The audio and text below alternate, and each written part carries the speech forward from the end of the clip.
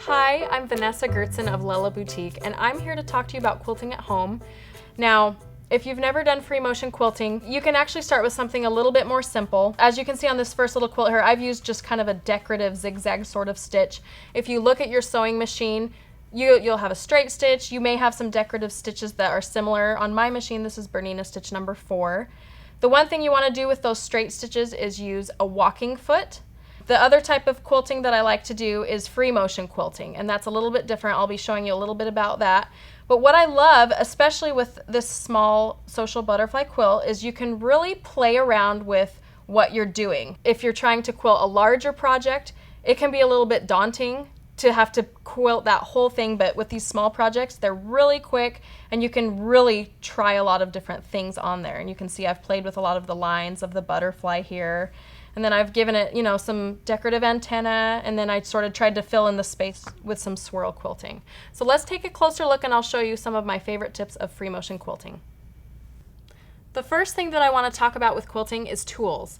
I have brought a few of them here, and the first thing I want to talk about is the batting that I use. The batting that I use is called Fairfield's Nature Fill. It's a bamboo blend. I really like it because it's really, really soft. I feel like during the basting process, it's not hard to smooth any kind of wrinkles out. And I just love the way that it drapes. It's very light. The other thing that I really love using is the Aurifil thread. And as you can see, I have one of the giant cones here.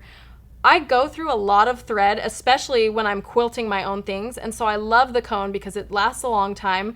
And then you can also get like this little universal stand here to help you thread it through your machine, and it works no problem. The other thing that I like to do is when I baste, I've got the safety pins that I insert all throughout the quilt just to help it from, help all the layers so they don't shift around as I'm pushing the fabric around. First of all, you want to make sure your feed dogs are just in the normal position.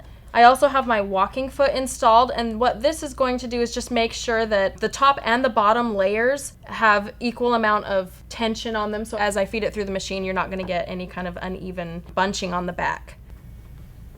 Every sewing machine is different. I use a Bernina 550 Quilters Edition, and as you can see, there are a bunch of different stitches right here. You can use a straight stitch. If you're doing the stitch that I just used on that butterfly, it's number 4. You can see it's a little bit more of a loose zigzag stitch. So I've gone ahead and I've selected that stitch, and now for the stitch length, I'm gonna increase that. It usually starts down pretty far, so you've got to move it up to 2.5, and then for the width, I moved that over down to about 5 even, and then we're ready to stitch. And the first thing I get a lot of questions on is, where do I line up my foot? How does that work? I just line up my walking foot with the very edge of my quilt top to begin, and with this process I'm constantly stopping and removing the safety pins. I want to make sure and not run those over. So let's begin.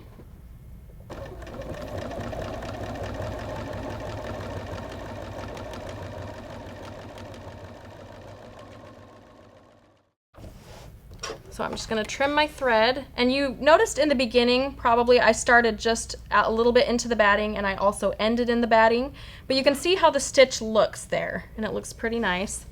So now this is the tricky part. Basically, where do I start next? How do I line up my foot? If you look at how the stitch moves here, you can see that it comes out furthest about right there. And if you were to connect that point to the next point below and so on, it kind of would form an imaginary line, and that is where I like to line up my foot.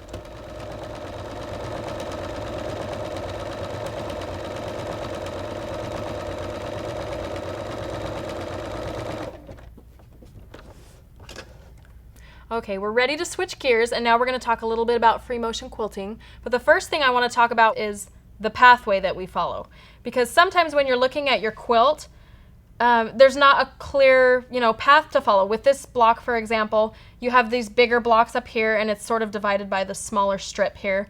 So if you follow the path here of the rows, it's going to be a skinnier row here and then a bigger one, and it's just not going to have a consistent look.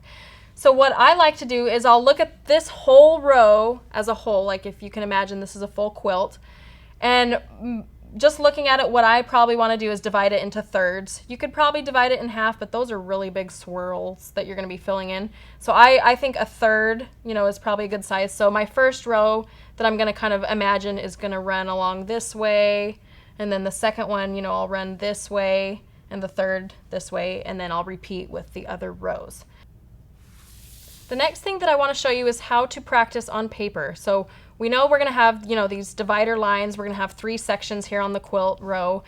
Now, the thing is I'm going to start doing the swirls here. And so you can see I make a swirl, but I want to make enough room so that I can get back out of it. So I'll go along, and it's always great to practice drawing your path if you've never done it before, or if you're not sure where exactly you're going to go. There's nothing worse than starting a quilt and, you know, just kind of figuring it out as you go, because then it's just not consistent.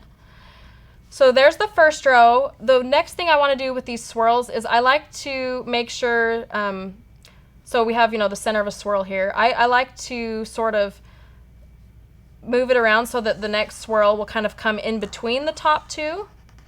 And also, I like to make it kind of fill in any of the space that it needs to. And so I might go a little bit outside of the parameters of what I've set for myself for guides, but overall it's better to just sort of keep the space filled in.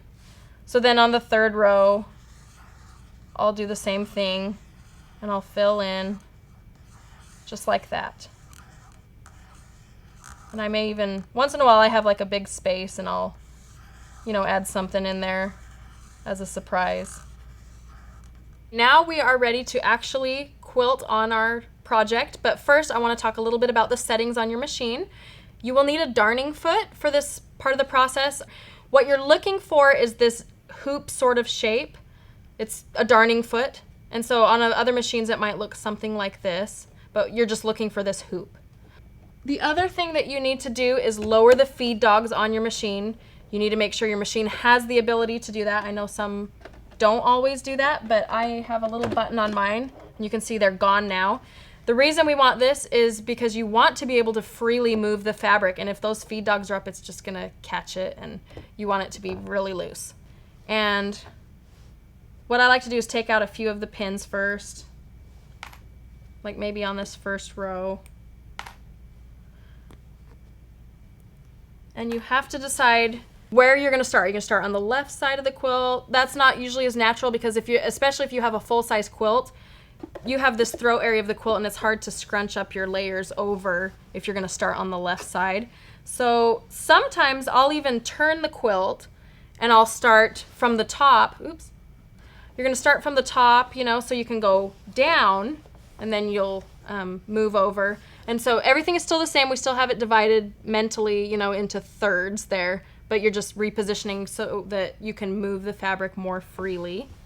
So I'm ready to go, but before I take my first stitch, I want to just, once again, go over where my pathway is and what I'm going to be doing. So I, you know, remember that this is my section I'm going to be going in, and then I like to kind of trace my finger and practice the swirl, you know, to make sure I know what I'm doing with it before I start.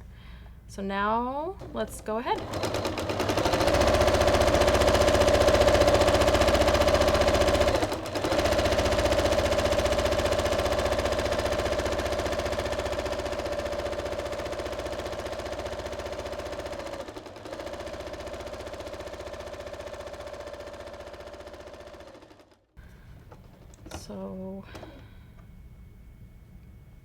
So now the other thing to keep in mind is to look at, you want to keep the first row that you have done already in vision, so that you can kind of fill in that area.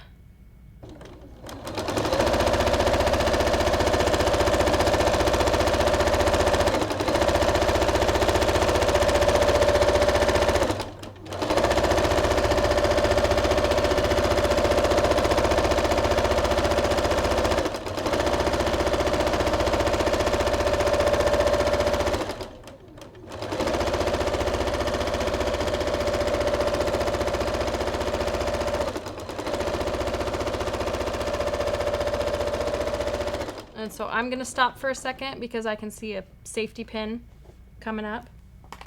So I want to move that out of the way.